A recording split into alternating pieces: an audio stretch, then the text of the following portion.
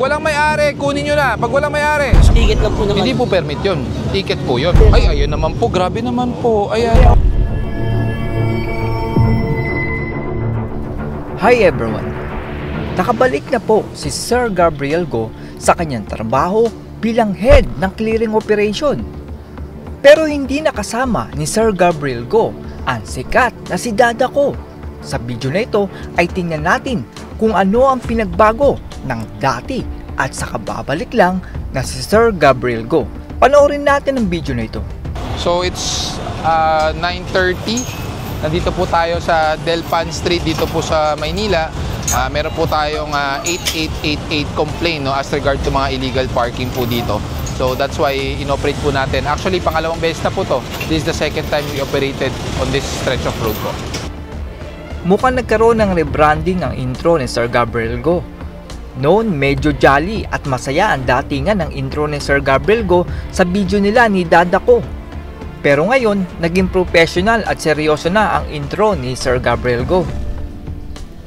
Tignan naman natin ang diskarte ni Sir Gabriel Go sa paglilinis ng mga illegal park na sasakyan at kung meron itong pinagkaiba sa paraan niya ng clearing operation sa bangketa noon. Pag walang tao, bitbitin nyo na. Pangalawang beses na tayo nag-operate dito. Pag walang may-ari, kunin nyo na. Pag walang may-ari, Skog, kunin nyo na. Pag walang may-ari. Pag hindi pa natin nasasampa, dumating yung may-ari. Sige, bigay nyo. Walang helmet, approaching sa inyo. Approaching. Walang helmet. Walang helmet. Saka sombrero na green. Wala po kayo helmet. Dalawang flatbed. Walang helmet. Pagayon. L3. Dito. Nakachinelas din. Kuya, tigin mo muna. Pakinto po. Panto lang kami rito. Hindi nagbago ang dedication ni Sir Gabriel Go sa pag-aayos ng bangketa. Andun pa din yung tapang at lakas ng loob ni Sir Gabriel Go. Akala ko matatakot na itong si Sir Gabriel Go dahil sa naging issue niya sa pulis noon. Pero makikita natin na buo ang loob niya at pursigido pa din si Sir Gabriel Go na ayusin ang bangketa. Tignan naman natin ang pakikipag-usap ni Sir Gabriel Go sa mga may-ari ng establishment na nakagawa ng maling parking slot sa kanilang mga customer. May pagbabago kaya sa diskarte ni Sir Gabriel Go sa pag-aayos ng mga bangketa na puno ng illegal parking sa sasakyan? Okay lang, Sir Tabib. Opo. Ito na po yung letter na napagawa namin. Napareceive na po namin regarding po dun sa parking scheme. Ito po. Bali, ayun po. Dalawang lane po siya. Yung isa po yung horizontal, sa vertical. Ayun po. Bali, Pero it's not yet approved. Yun po. Ano na po. Receive lang po, pero hindi po approve yan. Ang ito po yung binibigyan namin ng consideration, yung nandito. Pero double park and triple park, mahirap naman po yan. Ang hintayin po namin yung approval talaga. Oh, you have to wait for the approval. Pero yung nandito, actually walang approval pa yan di ba? Pero as a consideration, for the meantime. Pero pag yung magdo-double park, yun ang hindi talaga. Kasi wala na tayong madaanan, magiging single lane na lang yung kalsada natin. Actually, dun sa SketchUp, sir. Sorry, sir. Ito po yan. Hindi po ako expert. Ito yung hospital di ba? Ito po bali yung, ano pa tawag dito? Yung walkway. Sidewalk. Sidewalk. Ito po yun. Okay. Tapos ito po yung apat na lane sa dalawa. Yes, pero kasi, tira nyo pag nag-park na kayo ng ganito, you're already taking up 1.5 lanes halos. That's why makikita nyo po yung linya, 1 lane na yan, 1.5. Dito, second lane. That's the third lane. Hindi po tayo 4 lanes Hindi po 4 lanes lumalabas dito. Tatlo po talaga ang official. Yes. Okay, sir. So, mahirap po yan na gagawin natin double park. Ito, for consideration right now, pagbibigyan po natin muna. Okay. Pero anything double or triple park, hindi po talaga, lalo na Center Island.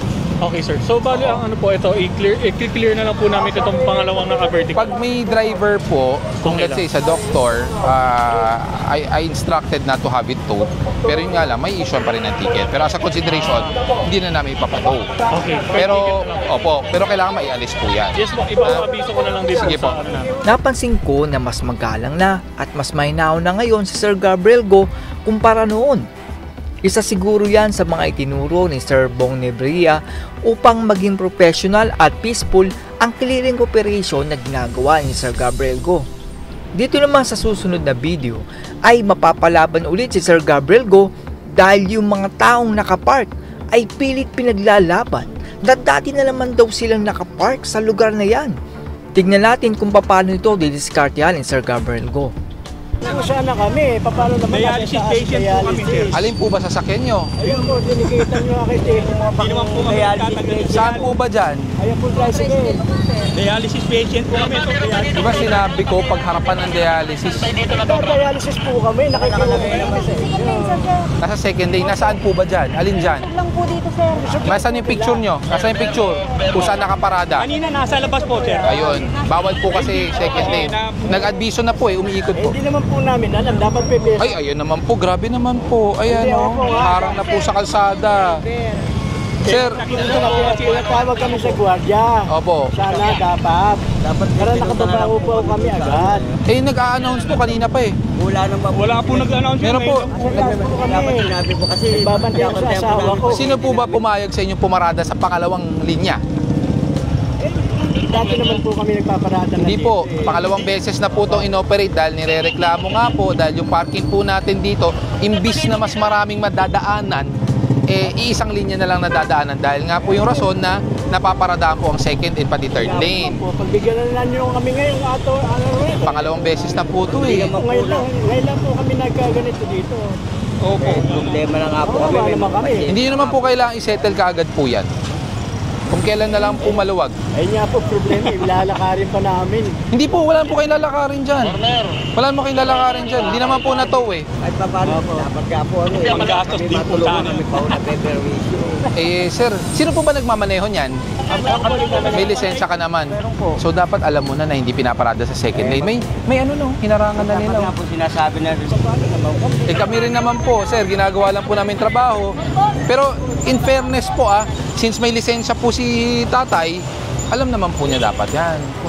Ang galing talaga ni Sir Gabriel Go kapag nagkakaroon na ng komosyon dahil sa mga naka-illegal parking ng mga sasakyan. Ang ginagawa kasi ni Sir Gabriel Go ay nakikipag-usap siya sa pamamagitan ng pagbibigay ng dahilan na nakaayon sa batas. Dahil doon ay naipapaliwanag dyan ng maayos at hindi na nauuwi sa gulo ang pag-uusap.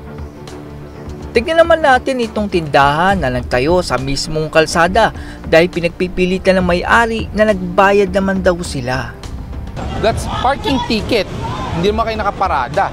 Permanent stall po to. Ano po, tinipi po namin yan. Opo, pero kung parking ticket ang binabayaran nyo, hindi ba dapat pang sasakyan? O kaya pang... Sa barangay yung permit po ng ano, para pinaka-start po ng binabayaran po namin. Pero pagtapos po na po yun, nilipit po namin yan. Hindi na po magapon to. Mga alas 2 na. Nasaan po yung permit? Yung ano lang po, yung ticket lang po naman. Hindi po permit yun. Ticket po yun. Parking ticket. Parking ticket ng sasakyan. Pero ito, hindi naman po ito sasakyan para isuan ng parking ticket. Napapabilib talaga ako sa talino ni Sir Gabriel Go dahil ang bilis niya makapag-isip ng mga sagot na tipong mapapasabi ka na lang ng oo nga no. Ito namang susunod na video ay nakakagulat na may mga lugar pala dito sa Road 10 kung saan ay may mga kababayan tayong nagbabayad ng pay parking sa isang kalsada na dapat ay daanan ng mga sasakyan. So, it's 10:30 po. Nandito naman tayo sa R10, no? Or tinatawag na Road 10. Sir, pwede niyo po ba maiayos yan? Sa inyo po ba yan? Pinapatikitan? Ng ano po? Ng pay parking? Hindi na po pay parking yan. Tambakan po. Wala nang ulo eh. Hindi po, pakilinis po natin yan dahil kalsada pa rin po ito. Boss, bigyan ko kayo hanggang next week linisin natin. Pagbalik po namin, dapat malinis na po yan. 1 week po 1 week. Ang laki ng improvement ni Sir Gabriel Go ngayon. Sobrang galang niya at talagang naging mahinahon siya na nakakasigurado ko na magugustuhan ito ng ating mga kababayan na hindi aware sa kanilang illegal parking at illegal structure. Tignan pa natin itong isa pang video sa pag-uusap ni Sir Gabriel Go at ng may-ari ng illegal structure na nakatayo sa bangketa. Ano kaya magiging kalalabasan ng kanilang pag-uusap? So, it's almost 12 noon. Nandito po tayo sa Bulacan Street. Dito pa rin po sa Metro Manila. po kami dito. Sir, walang Meron, pirmado. kailang Tagal na po. Last week pa po. last week pa? Oh, tagal na nga nung Sabi sa akin ni Taga Joe at saka ni... ang tagal na nga po nung complaint na to, April 26 pa po. 26? Galing 8888, Presidential Complaint Hotline. Okay. Wala tayong magagawa, ganun talaga. Saka, dapat wala sa kalsada talaga yan.